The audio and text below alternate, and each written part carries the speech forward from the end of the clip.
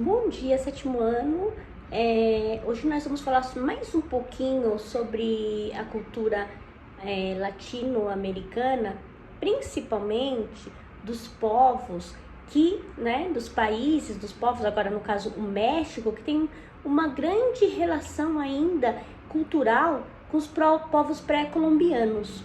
E no caso aqui a gente vai falar da Festa de los Muertos, algumas curiosidades, porque é uma festa muito procurada por turistas do mundo inteiro. Além de ser procurada por turistas do mundo inteiro e trazer um aquecimento para a economia do México, ela é protegida pela Unesco, né? É uma festa protegida como patrimônio imaterial mundial, que quer dizer que é uma festa tradicional, uma festa importante, uma festa de um povo que deve ser considerado um patrimônio da humanidade. Então, essa festa deve ser comemorada, essa festa deve ser incentivada a continuar existindo, porque ela faz parte da história de um povo, ok? Vamos ver algumas curiosidades? Bora lá!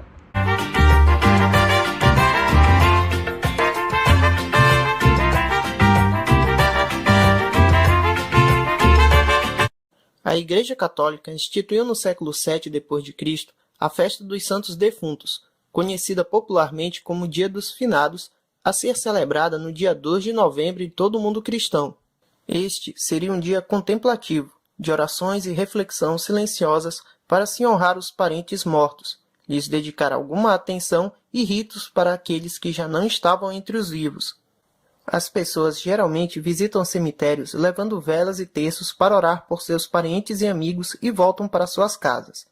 Porém, essa festividade católica possui ares muito diferentes no México, isso desde longas datas, e é um processo histórico bem elaborado de mistura de tradições nativas americanas pagãs com a colonização católica da América. Tudo começou na região da América Central, onde os povos nativos tais como totonacas, nahuatios, maias e astecas realizavam grandes cultos aos antepassados mortos. O uso de pinturas de caveira, de crânios embalsamados e sacerdotes e pessoas vestidos de seres sobrenaturais e em procissões com grandes tochas era comum pelos astecas, habitantes onde hoje se localiza o México, no 9º mês de seu calendário solar. Segundo as crenças desse povo nativo-americano, as almas dos mortos, crianças e adultos, voltavam do além para visitar seus parentes na terra, e isso era motivo de grande alegria para os que estavam vivos. Os astecas enfeitavam e iluminavam suas casas, vestiam suas melhores roupas, faziam grandes festas e preparavam grandes banquetes em um dia que já era preparado muito antes e deixava a cidade de Tenochtitlan, capital dos astecas, lotada e festiva para a celebração dos mortos. Quando os conquistadores espanhóis chegaram no México no ano de 1519 e começaram a escravizar os indígenas, eles proibiram suas práticas religiosas e impuseram o cristianismo católico a esses povos nativos. Nas primeiras festividades dos finados na colônia espanhola do México, a partir de 1522, os descendentes dos astecas começaram a inserir suas tradições e símbolos. As pessoas voltaram a decorar suas casas com flores e altares coloridos, que, segundo a tradição, agradavam aos espíritos e a fazerem portais floridos que serviriam de passagem para a entrada do espírito no nosso mundo. Durante o dia 2 de novembro, as ruas ficam cheias de procissões, onde pessoas levando caveiras, flores ou velas se dirigem aos cemitérios para honrar os espíritos adultos. Lá são feitas orações, cantadas músicas, feitas refeições e deixados pequenos presentes aos mortos, principalmente flores ou caveiras coloridas.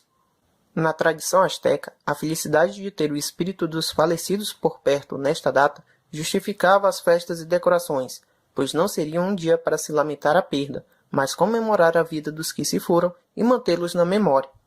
Com a migração crescente de mexicanos para países como os Estados Unidos e o próprio Brasil, esta festa vem ganhando grande destaque. Diferente do Halloween norte-americano, que perdeu suas raízes espirituais e se apresenta como uma forma de diversão e lazer, sem grandes simbolismos religiosos, o Dia dos Mortos no México conserva parte de suas tradições ancestrais. Ao misturar crenças católicas e tradições nativas americanas em uma única festividade em todo o país, com ritos e simbolismos próprios há mais de 500 anos, esta é uma prática cultural amplamente aceita como parte da identidade da nação mexicana atual. Devido à sua história e significado cultural e religioso para o povo mexicano, em 2003, a Unesco declarou a Festa dos Mortos mexicana parte do patrimônio oral e intangível da humanidade. Oi, gente, então nós vimos mais um pouquinho sobre o Dia de los Muertos. Quem quiser pesquisar mais, trazer outras curiosidades para a turma, eu acho bem legal, porque é um assunto muito rico, né? Então, quem quiser trazer, vai ser muito bacana dividir isso com a sala, com a classe. Sempre no final da aula a gente falar uma coisinha sobre o Dia de los Muertos. Que tal? Né? A gente fala tanto de Halloween, this is Halloween. E do Dia de los Muertos a gente sabe tão pouco, né?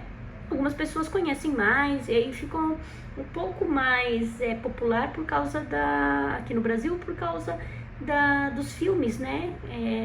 Viva a Vida é uma Festa, Festa no Céu. Ficou um pouquinho mais popular, mas tem muita coisa ainda pra gente conhecer sobre, é muito interessante. Vamos lá. Então aí a gente tá vendo um mapa aí da América do Sul. A linha amarelo escuro, região da América ocupada pela civilização Inca. Lembra aquela imagem que a gente viu no começo do livro, que eu falei que vocês andarem pelo corredor do shopping, sempre vai ter uma CVC com um pôster de Machu Picchu, convidando as pessoas para conhecerem Machu Picchu, fazerem uma viagem a Machu Picchu. Então, Machu Picchu, a população de Machu Picchu era Inca, e esse contorno aqui amarelo, que preenche os países de Equador, Peru, Bolívia e Chile, é tudo dominado, era, né? Eles foram dizimados, era tudo dominado pela civilização Inca. Muito triste, né? Foram dizimados. Os espanhóis dizimaram os incas, assim como os portugueses dizimaram os indígenas. Não chegaram a dizimar, né? Mas é quase. Tem muito pouco indígenas comparados ao período que o Cabral chegou no Brasil. Muito, nossa, é gritante a diferença. Então vamos lá. No Peru, a lendária cidade de Machu Picchu é visitada por muitos turistas, que são atraídos pelos mistérios que cercam, como o fato de a cidade ter sido construída em um local muito alto e difícil acesso. Essa é a intenção, era muito alto para ser difícil o povo inimigo ter acesso à cidade. Machu Picchu fica no topo de uma montanha, na Cordilheira dos Andes, a 2.400 metros de altitude. Sua arquitetura impressiona pela beleza e pela técnica que foi empregada em sua construção. Para erguer essa cidade, os incas tiveram que transportar pedras enormes, olha o mistério, fica no alto de uma montanha, e tiveram que carregar pedras até a altura, lá até o pico da montanha, pedras que não são encontradas nessa montanha. Aí está o grande mistério. Não tem esse tipo de pedra, esse tipo de mineral. Os pesquisadores procuraram e não encontraram esse tipo de pedra lá.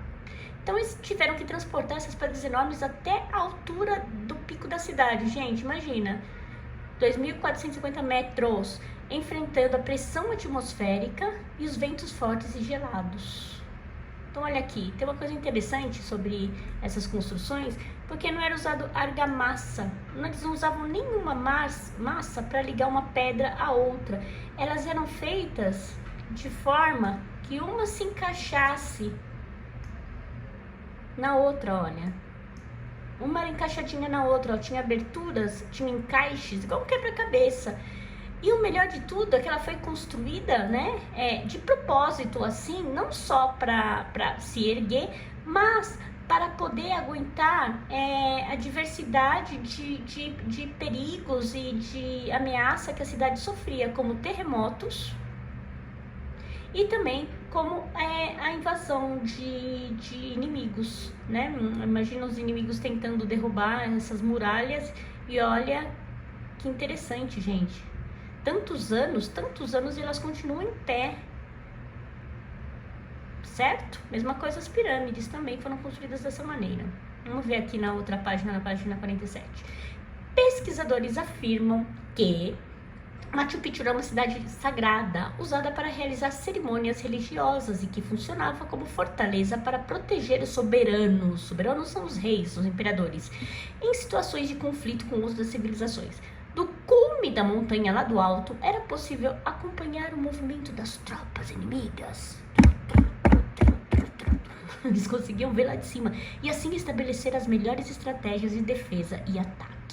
As construções em pedra, com escadas e inscrições, figuras e palavras gravadas, no monumento, nas paredes, eram comuns na arquitetura das civilizações pré-colombianas, maias, tecas e incas. Elas também dominavam procedimentos avançados de metalúrgica e engenharia e desenvolveram magníficas construções como pirâmides e monumentos. Então eles tinham uma certa tecnologia, né? O que vocês vão fazer? Piriri, pororó, piriri, pororó. Vocês vão ver essas imagens aqui das máscaras de ouro, né? Eram civilizações ricas em ouro, máscaras, vasos. Vão observar as imagens, ler as legendas. Vão ler aqui onde se encontram as civilizações que nós falamos, o que elas produziam, piriri, pororó, ver o mapa e responder a questão 1 e a questão 2, tá bom? Para corrigir na próxima aula, certo? Molezinha, um grande beijo para vocês.